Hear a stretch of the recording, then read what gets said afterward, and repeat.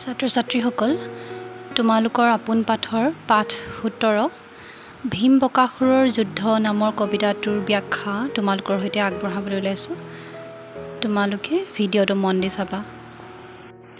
তোমালোকৰ পাঠত দিয়া এই ভীম বকাসুৰৰ যুদ্ধ নামৰ কবিতাংশ ৰাম সৰস্বতীদেৱৰ দ্বাৰা ৰচিত ভীম চৰিত্ৰৰ পৰা তুলি অনা হৈছে।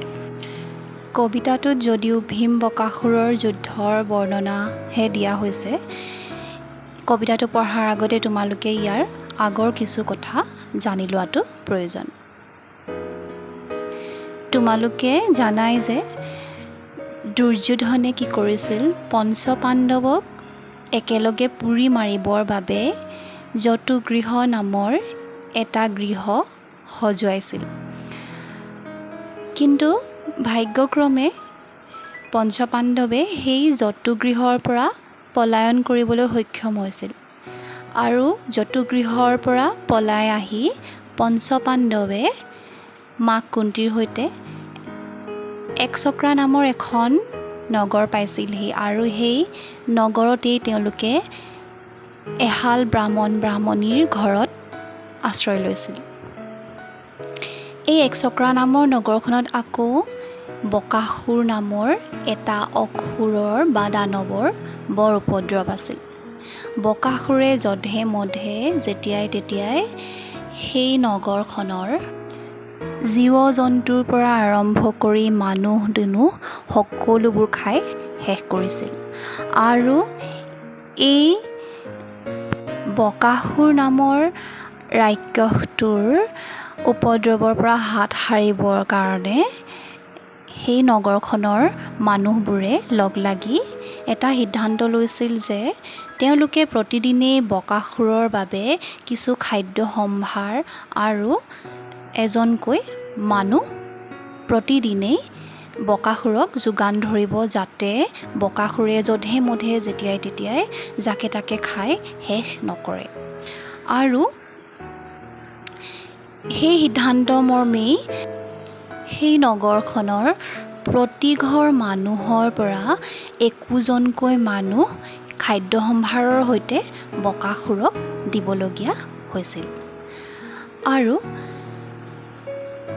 সেই ব্ৰাহ্মণীৰ ঘৰৰ যিদিনা পাল পৰিছিল, অৰ্থাৎ পঞ্চপাণ্ডৱে আশ্ৰয় লৈ থকা সেই ব্ৰাহ্মণৰ ঘৰৰ যিদিনাখন পাল পৰিছিল, সেইদিনা ব্ৰাহ্মণৰ ঘৰত কন্দা কটাৰ আৰম্ভ হৈছিল। আৰু এই বিষয়ে পঞ্চপাণ্ডৱ বা কুন্তী অৱগত নাছিল যে এই নগৰখনৰ এনেধৰণৰ কিবা নিয়ম আছে। গতিকে কুন্তীয়ে সেই ঘৰৰ ব্ৰাহ্মণীক সুধিলে যে তেওঁলোকে কন্দা কটা কিয় কৰি আছে। তেতিয়া সকলোবোৰ কথা বিৱৰি কৈ ব্ৰাহ্মণীয়ে ক'লে যে সেইদিনা তেওঁলোকৰ ঘৰৰ পাল আৰু বকাসুৰৰ খাদ্য হৈ সেইদিনাখন কোন যাব তাক লৈয়ে কি হৈছে, ব্ৰাহ্মণৰ ঘৰত কন্দা কটা আৰম্ভ হৈছে। ব্ৰাহ্মণে কৈছে যে ব্ৰাহ্মণে নিজে বকাসুৰৰ খাদ্য হৈ যাব। আকৌ ব্ৰাহ্মণীয়ে কৈছে যে তেওঁহে যাব। আনহাতে আকৌ ল'ৰা ছোৱালীকেইটাইও কৈছে যে মাক দেউতাক নহ'লে ঘৰ নচলিব, গতিকে সিহঁতহে বকাসুৰৰ খাদ্য হিচাপে যাব। ইয়াক লৈ ব্ৰাহ্মণৰ ঘৰত কন্দা কটা আৰম্ভ হৈছিল। এই কথা শুনি কুন্তীয়ে সেইদিনা তেওঁৰ নিজৰ পুত্ৰ ভীমক বকাসুৰৰ খাদ্য হিচাপে পঠিয়াব বুলি কুন্তীয়ে ব্ৰাহ্মণীক কৈছিল। ব্ৰাহ্মণীয়ে প্ৰথমতে মান্তি হোৱা নাছিল যদিও পাছত কুন্তীয়ে আশ্বাস দিয়াত তেওঁলোক মান্তি হৈছিল। আৰু এঘৰত আশ্ৰয় লৈ থকা এনেদৰে অতিথি এজন বকাসুৰৰ খাদ্য হ'বলৈ যাব বুলি শুনি গাঁৱৰ আটাইবোৰ মানুহ লগ লাগিছিলহি। ভীমৰ বীৰত্বৰ কথা গম পাই নগৰৰ আটাইয়ে ভীমক সজাই পৰাই বকাসুৰৰ ওচৰলৈ পঠিয়াবৰ বাবে সাজু হৈছিল। এনেদৰেই এই কবিতাটো আৰম্ভ হৈছে। এতিয়া চোৱা, ভীম বকাসুৰৰ যুদ্ধ। পূজাৰ সকল জেৱে মিলিল সম্ভাৰ অসংখ্যাত লোক গৈলা ব্ৰাহ্মণৰ ঘৰ দণ্ডে ছত্ৰে বিচিত্ৰ চামৰ যত যত দেখি কুন্তি ভীমক যে দিলন্ত আগত। এতিয়া পূজাৰ সকলো সম্ভাৰ অৰ্থাৎ বকাসুৰৰ বাবে দিবলগীয়া সকলোবিলাক সম্ভাৰ খাদ্য সম্ভাৰৰ পৰা আৰম্ভ কৰি সকলো যেতিয়া যোগাৰ কৰা হৈ গ'ল তেতিয়া অসংখ্য লোক ব্ৰাহ্মণৰ ঘৰলৈ গৈ উপস্থিত হ'ল। দণ্ডে ছত্ৰে বিচিত্ৰ চামৰ যত যত এজন যুৱৰাজ বা ৰজাক সজাবৰ বাবে ৰাজসিংহাসনত সজাবৰ বাবে দণ্ড ছত্ৰ তাৰপাছতে চামৰ ইত্যাদি যি যি বস্তুৰ দৰকাৰ হয় সকলোবিলাক দেখি কি কৰিলে কুন্তীয়ে ভীমক আগবঢ়াই দিলে। দণ্ড ছত্ৰ অৰ্থাৎ তোমালোকে বুজি পাইছানে? এজন ৰজা বা যুৱৰাজৰ যেতিয়া ৰাজ অভিষেক কৰা হয় তেতিয়া ৰজাৰ সিংহাসনৰ পাছফালে দণ্ড ছত্ৰ ইত্যাদিৰ সৈতে দুজনকৈ প্ৰহৰী থাকে আৰু ৰজাৰ ওচৰলৈ যাতে মহ মাখি ধৰণৰ পোক পতংগবোৰ আহিব নোৱাৰে তাৰ কাৰণে দুজন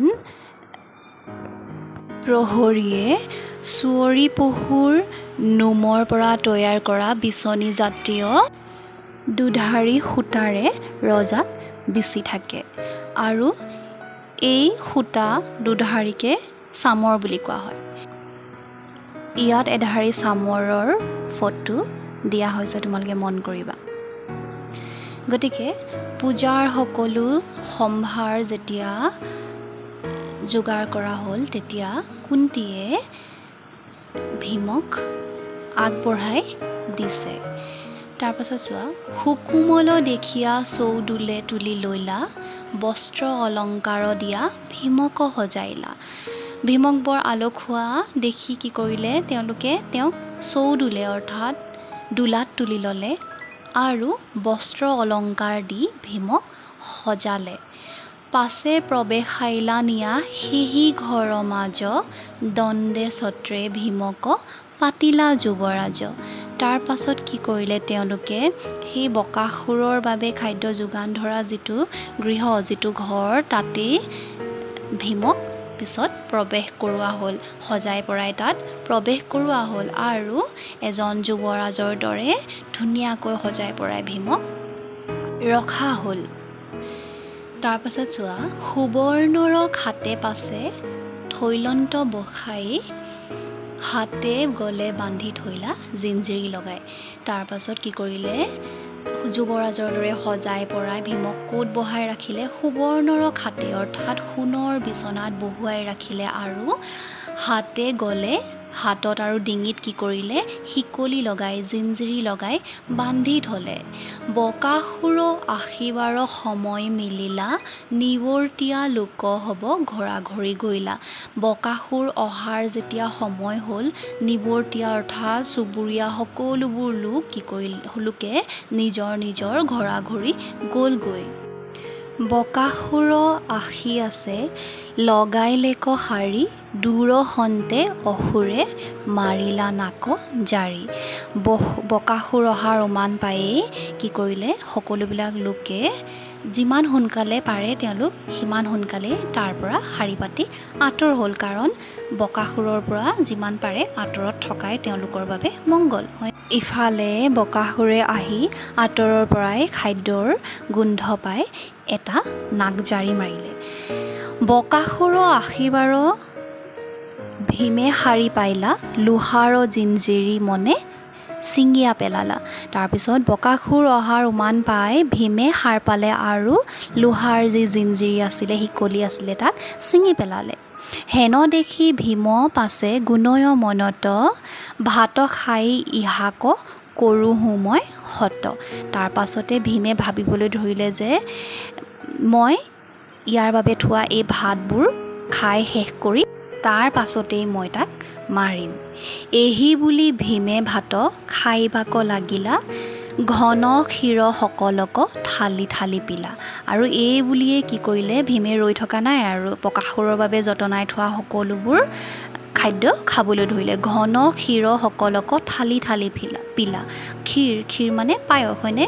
গতিকে ঘন ক্ষীৰ যি আছিলে সকলোবিলাক থালিয়ে থালিয়ে মানে কাঁহীয়ে কাঁহীয়ে খাবলৈ ধৰিলে। পিঠা পৰমান খাইলা যত অন্ন পান, খাই এটাইলে তাৰ সকলো ব্যঞ্জন। তাৰপিছতে পিঠা পৰমান যি দিছিলে সকলোবিলাক অন্ন পান ইত্যাদি খাই কি কৰিলে, খাই এটাইলক তাৰ সকলো ব্যঞ্জন, সকলো ধৰণৰ ব্যঞ্জন অৰ্থাৎ আঞ্জা বা তৰকাৰী হয়নে, সকলো ধৰণৰ ব্যঞ্জন খাই শেষ কৰিলে। ভাত খায় ভীমসেনে পাৰয় টকালি, ঘনে ঘনে হাঁহি মাত্ৰ তোলে খলখলি।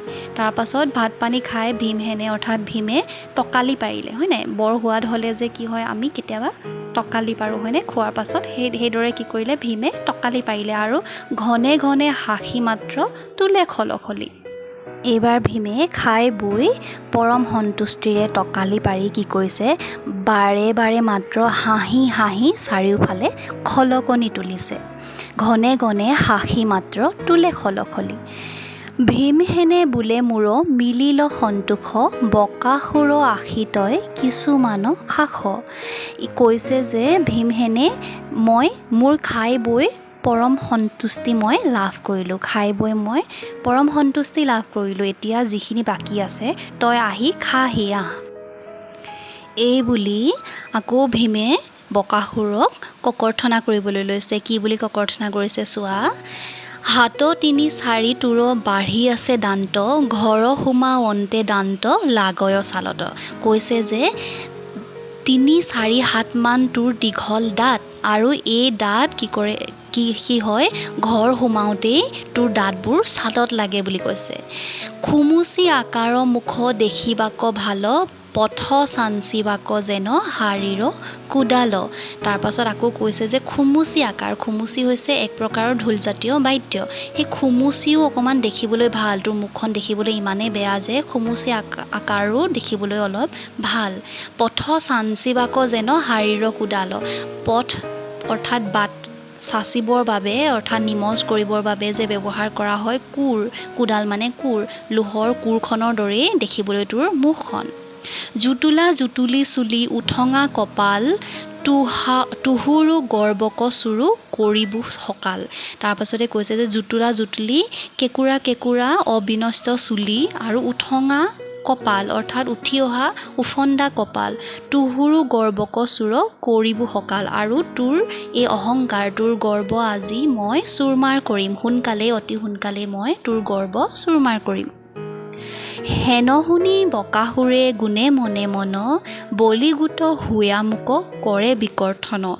তাৰপাছতে ভীমৰ এই কথাবোৰ শুনি বকাসুৰ বৰ আচৰিত হৈছে আৰু বলিগোট হুয়া মোক কৰে বিকৰ্থন অৰ্থাৎ আজি যে ই বলি হৈ আহিও, মোৰ বাবে বলি হৈ আহিও ই মোক ওলোটাই ককৰ্থনা কৰিছে, এই বুলি বকাসুৰ খুব আচৰিত হৈছে। আনদিনা বলি দেখা গৰ্ভ যায় গলি, আজি দেখো বলিগোটে শাখে খলখলি। তাৰপাছত বকাসুৰে ভাবিছে যে আনদিনা অহা যিবিলাক বলিগোট থাকে, যিবিলাক মানুহ থাকে, তেওঁৰ খাদ্যৰ বাবে অহা মানুহবিলাকে বকাসুৰক দেখিয়ে সিহঁতৰ গৰ্ভ গলি যায় অৰ্থাৎ ভয়ত পেপুৱা লাগে। কিন্তু আজিৰ এই বলিগোটে মোক দেখি ওলোটাই খলখলাই হাঁহিছেহে, এই বুলি বকাসুৰে ভীমক দেখি বৰ আচৰিত হৈছে। ছাত্ৰ ছাত্ৰীসকল, কবিতাটো যিহেতু বৰ দীঘল, গতিকে আজি ইমানলৈকে থাকক। ইয়াৰ পৰৱৰ্তী শ্ৰেণীত আমি ইয়াৰ পৰৱৰ্তী অংশখিনি আলোচনা কৰিম।